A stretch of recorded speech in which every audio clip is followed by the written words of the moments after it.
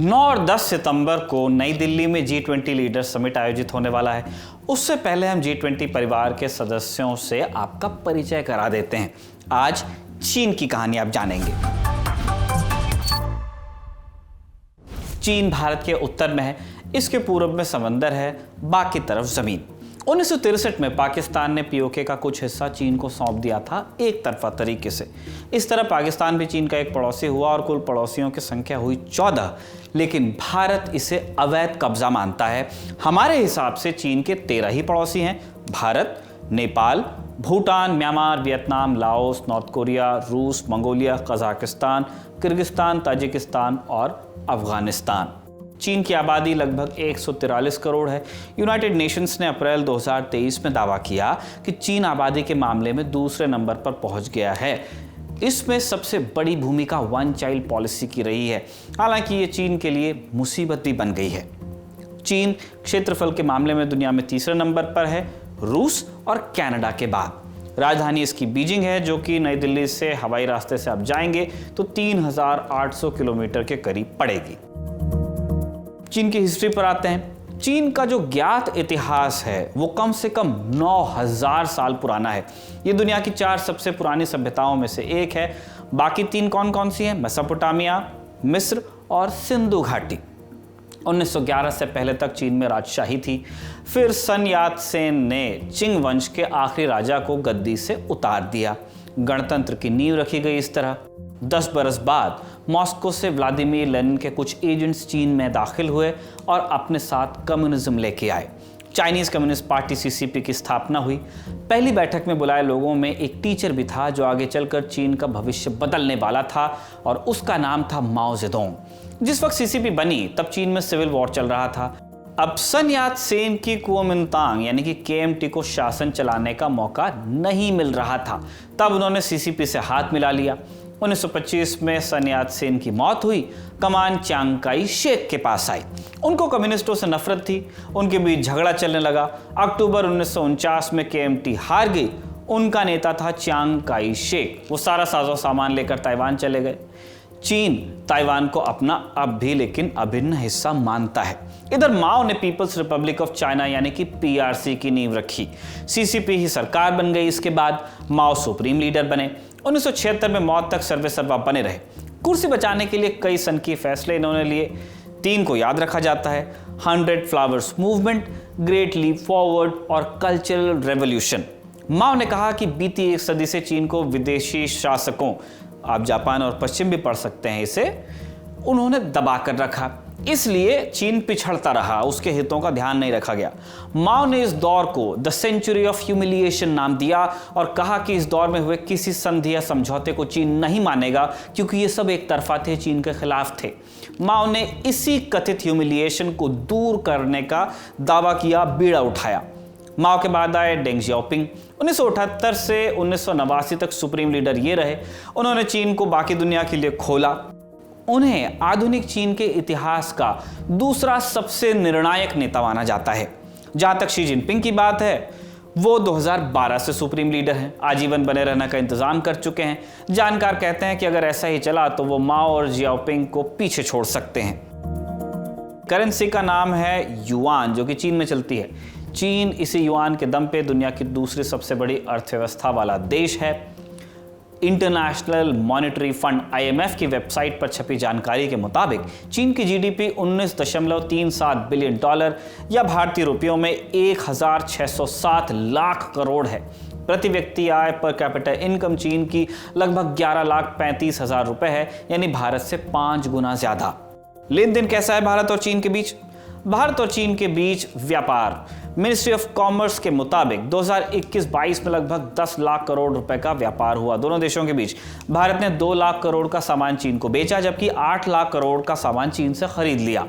यानी आयात निर्यात से 6 लाख करोड़ रुपए ज्यादा रहा, और इसी को अंग्रेजी में कहते हैं ट्रेड डेफिसिट या व्यापार घाटा। अब ये घाटा किन चीजों के लेन देन से पैदा हो रहा है जो हमें हो रहा है, ये समझ लेते हैं। अपन चीन से मंगवाते हैं इलेक्ट्रिक और electronic items, organic chemicals, plastic items वगैरह। चीन हमसे क्या खरीदता है? मिनरल ऑयल, लौह अयस्क, रिफाइंड कॉपर, मछली, नमक वगैरह। भारत ने हमेशा से पीपल्स रिपब्लिक ऑफ चाइना यानी कि पीआरसी को मान्यता दी है। अप्रैल 1950 में डिप्लोमेटिक संबंध स्थापित हुए, राजनयिक संबंध। 1954 में तत्कालीन प्रधानमंत्री जवाहरलाल नेहरू चीन के दौरे पर भी गए, माओ से मिले।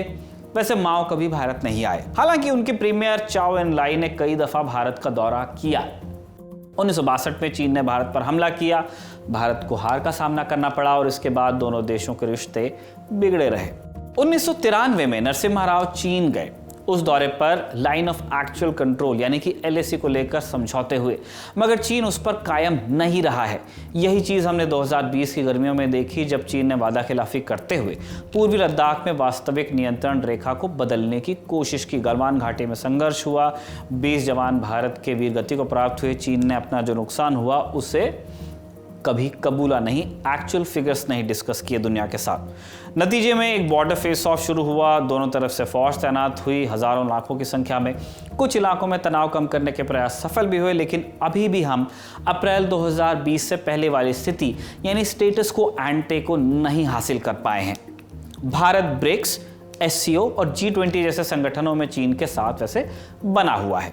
मौजूदा प्रधानमंत्री नरेंद्र मोदी मई 2015 में पहली बार चीन के दौरे पर गए थे। अब तक 5 बार जा चुके हैं बहैसियत प्रधानमंत्री। जून 2018 के बाद से वो नहीं गए हैं। वैसे शी जिनपिंग आखिरी बार अक्टूबर 2019 में आए थे और दोनों नेताओं की आखिरी मुलाकात जोहानिसबर्ग में ब्रिक्स समिट के दौरान हुई थी। चीन का पॉलिटिकल सिस्टम कैसा है? चीन वन पार्टी स्टेट है। कम्युनिस्ट पार्टी ही यहाँ की सरकार चलाती है, या कह सकते हैं कम्युनिस्ट पार्टी ही सरकार है। जनरल सेक्रेटरी पार्टी के सबसे बड़े अधिकारी होते हैं और उनका चुनाव नेशनल कांग्रेस की बैठक में किया जाता है। अब ये बैठक 5 वर्ष में एक बार होती है। नेशनल कांग्रेस आखिरी दफा अक्टूबर 2022 में बैठी थी।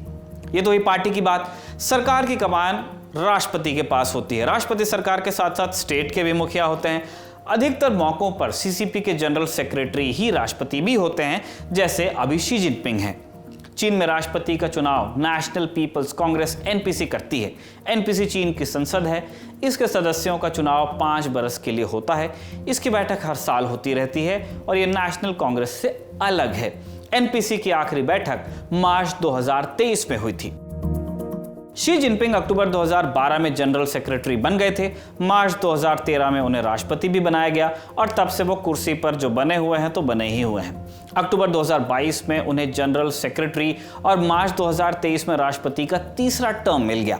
आमतौर पर CCP में 68 बरस की उम्र सीमा है। जिनपिंग तीसरा टर्म लेते समय इस सीमा को ब्रीच कर चुके थे, तब उनकी उम्र थी 69 बरस, 69। चीन में राष्ट्रपति के पद पर 2 टर्म का नियम था, माने एक व्यक्ति 2 कार्यकाल तक राष्ट्रपति रह सकता है। शी जिनपिंग ने सीमा को हटा दिया है, यानी कि वो चाहें तो आजीवन राष्ट्रपति बने रह सकते हैं। शी के पिता माओ की सेना में थे। सांस्कृतिक क्रांति के दौरान नौजवान जिनपिंग को एक सुदूर गांव में मजदूरी के लिए भेजा गया। माओ की मौत के बाद जिनपिंग वापस लौटे, साथ में उनका जीवन भी ट्रैक पर आया। पार्टी में वो पनपे, फुजियान और शंघाई में गवर्नर के तौर पर काम किया। सन 2000 वाले दशक में जिनपिंग CCP के पोलित ब्यूरो में जगह बनाने में कामयाब हो गए, यानी 21वीं सदी जैसे ही आई CCP की एपेक्स बॉडी में वो पनप गए। 2012 में पार्टी के जनरल सेक्रेटरी बन गए, जैसे हमने कुछ ही देर पहले बताया। उसके बाद से उनकी स्थिति लगातार मजबूत ही हुई है। प्रेसिडेंट बनने के बाद भी वो ज्यादा मजबूत प्रेसिडेंट बनते गए। इसके बावजूद उन्होंने आज तक एक भी प्रेस कॉन्फ्रेंस नहीं की है, सिर्फ अपने फैसले सुना देते हैं। वो पार्टी की मीटिंग्स में दिए भाषण महीनों बाद पब्लिक डोमेन में आते हैं, वो भी एडिटेड फॉर्म में। उनके परिवार के बारे में शायद ही कभी मीडिया में बात हो पाती है। जिनपिंग के बारे में जितनी जानकारी उपलब्ध है उनमें से अधिकतर सरकारी मीडिया ने ही रिलीज की हैं। इनमें उनका बखा नहीं किया जाता है। शी जिनपिंग ने भारत में आयोजित G20 लीडर समिट में आने से मना कर दिया। वैसे उनकी जगह प्रीमियर आएंगे उनके ली चियांग। चीन आबादी और GDP के मामले में दुनिया का दूसरा और एरिया में तीसरा सबसे बड़ा देश है। Great wall of China 20,000 kilometre से भी अधिक लंबी है। ट्रिविया शेयर कर रहे हैं हम। कागज, प्रिंटिंग प्रेस, बारूद और कंपस का आविष्कार भी चीन में ही हुआ था। चाय की खोज भी चीन में ही हुई। कोरोना महामारी की शुरुआत भी चीन के वुहान से ही मानी जाती है। चीन दुनिया की राजनीति को 2 ध्रुवों में बांटने की फिराक में है, जहां एक तरफ अमेरिका होगा और दूसरी तरफ चीन। मार्च 2023 में ईरान और सऊदी अरब के बीच दोस्ती करा चीन ने ग्लोबल पॉलिटिक्स में अपनी जगह मजबूत कर ली। ग्लोबल साउथ का लीडर बनने के लिए चीन सबसे मजबूत दावेदार बनकर उभरा हुआ है। तो ये था नई दिल्ली में होने वाले G20 शिखर सम्मेलन की हमारी 360 डिग्री कवरेज का चीन एपिसोड। इसे लिखा था हमारे साथी अभिषेक ने और कैमरे पर इसे जतिन ने रिकॉर्ड किया था। आप देखते रहिए दी लंदन टॉप।